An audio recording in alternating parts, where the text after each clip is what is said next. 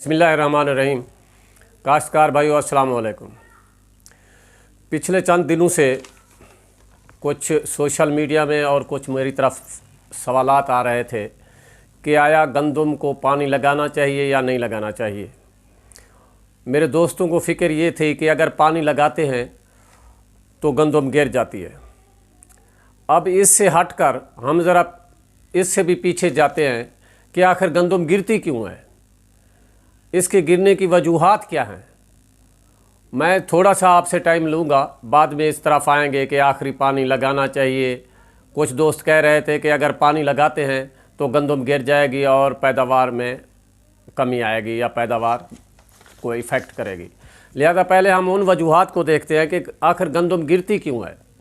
काश्तकार भाइयों, पहले जो हम जब फसल अपनी काश्त करते हैं तो उसमें एक अहम फैक्टर हम भूल जाते हैं या उसमें कमी बेशी करते हैं कि खादों का मुतवाज़न इस्तेमाल, और जिसमें हमें बहुत सारे मसाइल दरपेश आ रहे हैं कि फास्फोरसी खाद और ख़ुसूसन पोटाश की खाद तो बिल्कुल हम डालते ही नहीं है। ये हमारा ट्रेंड ही नहीं है। इस तरह का ज़िम्मेदारों को इस तरफ बुलाया नहीं गया या फिर ज़िम्मेदारों के अपने कुछ मसाइल हैं, वसाइल की कमी की वजह से, जिसकी वजह से हमारा आखिर में आके नुकसान का हमें सामना करना पड़ता है।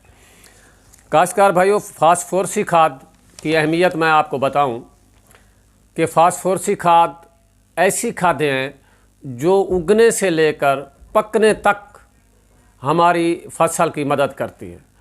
इसके साथ साथ ये भी इनका फास्फोरसी खादों का इंतहाई अहम अमल दखल है कि ये फसल की जड़ों को ज़्यादा से ज़्यादा फैलाने में मदद करती है। अब आप खुद जानते हैं कि अगर फसल की जड़ें ज़्यादा से ज़्यादा होंगी तो वो ज़मीन से ज़्यादा खुराक समेटेगी, और जो खुराक पौधे के बढ़ोतरी में, पौधे की ग्रोथ में, पौधे के आगे चल के रिप्रोडक्टिव अवामिल में यानी पैदावारी अवामिल में इंतहाई अहम किरदार अदा करती है। अगर फास्फोरस की कमी हो जाए तो हमारा पौधा सुर्खी मैल, उसका तना भी और पत्ते भी सुर्खी मैल की रंगत के हो जाते हैं, जो वाज़े निशानी होती है कि फ़ास्फोरस की कमी है। फ़ास्फोरस, और एक और बात कि हमारे यहाँ एक और शिकायत होती है कि जो हमारी फसल है, हालांकि बहुत अच्छी वैरायटी होती है, कि इसमें जी झाड़ नहीं बना। झाड़ आमतौर पे काश्तकार झाड़ कहते हैं या अपनी अंग्रेज़ी में इसको एग्रीकल्चर की ज़ुबान में टिलरिंग कहते हैं, यानी एक पौधे से ज़्यादा उसका बच्चे पौधा पैदा होना। अब जो हमारे बच्चे पौधे हैं वो नहीं बनते। फास्फोरस की अगर कमी हो जाए, टिलरिंग नहीं होती, झाड़ नहीं बनती। झाड़ जब ना बने तो साफ ज़ाहिर है इसका मतलब ये हुआ कि हम सिट्टों की तादाद जो है वो कम कर रहे हैं। और दूसरा ये कि फास्फोरस अगर हमारे फसल में ना हो तो कुव्वत मुदाफ़ियत फसल में कम हो जाती है, आगे चलकर फसल पकने में लेट कर देती है। अगर फास्फोरसी खादें मुनासिब मिकदार में डाली जाएँ तो फसल एक ही साथ उसके सब टिलर जो हैं, सब के सब टिलर एक ही वक्त में निकलेंगे और उनके सिट्टे जो हैं एक ही वक्त में निकलेंगे। उनकी जो पकने की शरह है वो भी एक ही वक्त में पक जाएगी। ये नहीं होगी कि कुछ सिट्टे पहले निकल आए और कुछ बाद में निकले। उसमें होता ये है कि पहले निकलने वाले सिट्टे पहले पक जाते हैं और बाद में निकलने वाले सिट्टे बाद में पकते हैं। जबकि अगर फास्फोरसी खादें ख़ास मुतनासिब मिकदार में डाली गई हों तो तमाम के तमाम सिट्टे मेजर टिलर के भी और जो बाद में जो बच्चे पौधा होते हैं उनके सिट्टे भी एक ही वक्त में निकलते हैं। एक अहम दूसरी हमारी खाद है पोटाश। पोटाश का तो बिल्कुल ही हमारे यहाँ यानी काश्तकार समझता ही नहीं है कि पोटाश खाद भी देनी है या नहीं देनी। पोटाश खाद एक ऐसी खाद है जिसे मैं कहता हूँ कि ये ट्रैफिक पुलिस का काम करती है। ये फसल में पौधे में एक तवाज़ुन कायम करती है। जिस वक्त जिस खुराक की पौधे के जिस हिस्से में ज़रूरत होती है ये उस खुराक को उसी तरफ मोड़ देती है। बिलफर्क अगर पौधा बढ़ रहा है तो इसकी खुराक को ये ऊपर ले जाएगा पौधे के बढ़ने की तरफ। अगर पत्ते निकल रहे हैं तो पत्ते की तरफ ले जाएगा। और अगर पौधा या हमारी फसल दाने की स्टेज पे आ गई है, सिट्टे की स्टेज पे आ गई है, तो उसको वो सिट्टे की भराई में खुराक को लेकर जाएगी। अब अगर फास्फोरसी खादें ना हों तो उससे ये होता है कि हमारी फसल में क़ुव्वत मुदाफ़ियत ख़त्म हो जाती है। पोटाश ना हो या फास्फोरसी खादें ना हो, मुनासिब मिकदार में ना हो, तो क़ुव्वत मुदाफ़ियत ख़त्म हो जाती है। और अपनी जो पोटाश की खाद है वो पौधे के तने को मजबूत करती है, उनकी जड़ों को मजबूत करती है, और फिर पूरी खुराक जब पौधा हमारा रिप्रोडक्टिव ग्रोथ की तरफ होता है, यानी पैदावार सलाहियत की तरफ जाता है या पैदावार की तरफ जाता है, तो ये पूरी की पूरी खुराक को उस तरफ मोड़ देती है, दाने बनने, दाने फिलिंग की तरफ।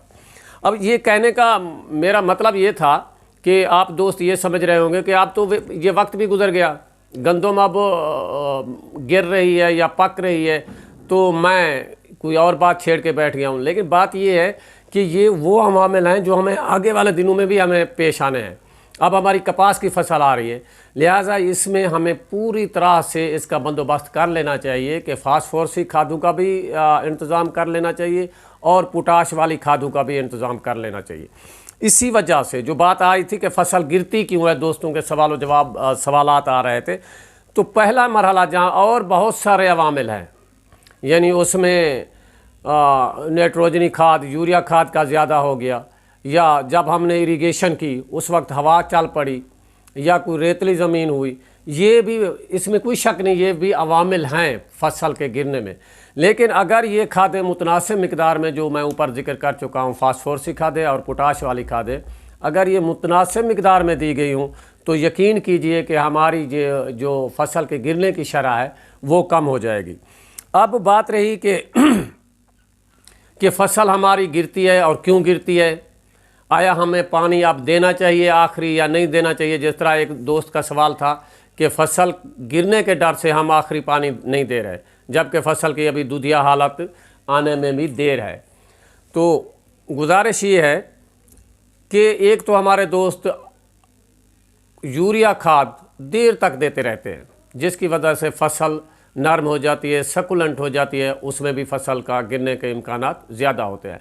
लिहाजा पहले भी गुजारिश हमारे महकमा ज़राअत वाले करते रहते हैं, अब भी मैं भी गुजारिश कर रहा हूँ आइंदा आने वाले दिनों के लिए, आइंदा फसलों के लिए, ख़ास तौर पर गंदम की फसल के लिए गुजारिश ये करनी है कि दूसरे पानी तक, जहाँ इरीगेटेड एरियाज़ हमारे हैं, दूसरे पानी के बाद खाद हरगिज़ नहीं देनी चाहिए। और जो हमारे बरानी एरियाज़ हैं, जिस तरह पोठोहार के इलाके हैं, या जहाँ फसल सिर्फ़ और सिर्फ बारिश पे ही पकाई जाती है, तो वहाँ तो ये रिकमेंड किया जाता है कि तमाम की तमाम खादें बावक्त बुआई डाल देनी चाहिए। अगर यूरिया बच भी गई है, यूरिया आप डालना भी चाहते हैं, तो जब बारिश हो तो यूरिया डाल देनी चाहिए।